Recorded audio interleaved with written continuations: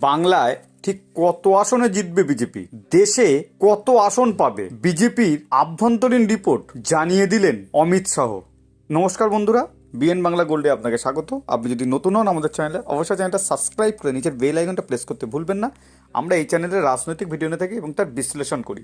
স্বরাষ্ট্রমন্ত্রী অমিত শাহ জানিয়ে দিলেন বাংলায় তারা কত আসন পাবে, তাদের দলের আভ্যন্তরীণ যে রিপোর্ট কি বলছে। উনি এসে বলেছিলেন 35, প্রধানমন্ত্রী এসে বলেছেন 42। অনেকেই এটা নিয়ে বিভ্রান্তি ছড়াচ্ছে, কর্মীদেরকে উদ্বুদ্ধ করার জন্য ওনারা বলছেন, কিন্তু আসল রিপোর্টটা শুনলে আপনি চমকে যাবেন। পশ্চিমবঙ্গে কত লোকসভা আসনে জিততে হবে, রাজ্যের বিজেপি নেতৃত্বকে সেই লক্ষ্যমাত্রা বেঁধে দিয়েছিলেন অমিত শাহ। 2023 সালে বীরভূমের সিউড়িতে কেন্দ্রীয় স্বরাষ্ট্রমন্ত্রী বলেছিলেন 35 আসনে জয় চাই। গত নভেম্বরে কলকাতার ধর্মতলা সভা থেকে বলেছিলেন 35 টপকে যেতে হবে। আর সম্প্রতি বাংলা সফরে এসে প্রধানমন্ত্রী নরেন্দ্র মোদী বলে দিয়েছেন 42টি আসনেই পদ্ম ফোটাতে হবে। কিন্তু দলের আভ্যন্তরীণ হিসাব কি বলছে, কত আসনে জিততে পারে পদ্ম শিবির, সেই সংখ্যা প্রকাশ করলেন স্বয়ং শাহ। বৃহস্পতিবার একটি সংবাদ মাধ্যমে সাক্ষাৎকার দিয়েছেন তিনি, সেখানেই তিনি এই তথ্যটা জানিয়েছেন। দেশে এবং পশ্চিমবঙ্গে বিজেপি কেমন ফল করবে জানাতে গিয়ে শাহ বলেছেন তিনি ইতিমধ্যেই 163টি আসনে সফর করেছেন। তার অভিজ্ঞতা জানিয়ে কেন্দ্রীয় স্বরাষ্ট্রমন্ত্রী বলেন দেশের কোণে কোণে নরেন্দ্র মোদীকে সমর্থন দেওয়ার জন্য মানুষ অপেক্ষায় রয়েছে। তার ভিত্তিতেই বলছি 370 আসনে আমরা জিতব।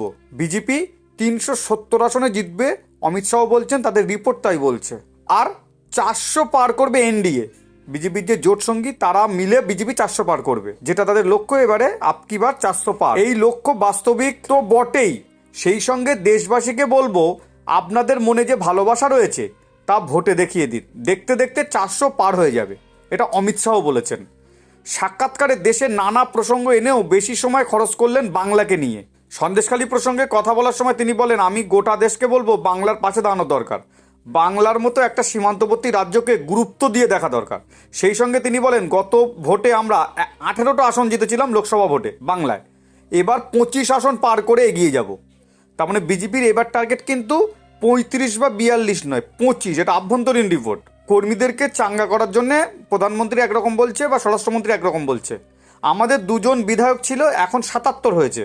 আমরা মজবুত বিরোধীর ভূমিকায় পালন করছি। পশ্চিমবঙ্গ দুর্নীতির সরকার চলছে, পশ্চিমবঙ্গে ধর্মের ভিত্তিতে তোষণের সরকার চলছে বলে অমিত শাহ মন্তব্য করেছেন। এখন আপনি কি মনে করছেন সেটা কমেন্টস করে জানান। বিজেপি বাংলায় কটা আসন পেতে পারে এবং দেশে কটা আসন পেতে পারে? বিজেপির রিপোর্ট বলছে 370 বিজেপি একা পাবে দেশে, এবং এনডিএ জোট মিলে 400 পার করে দেবে, আর বাংলায় তারা 25টার বেশি পাবে।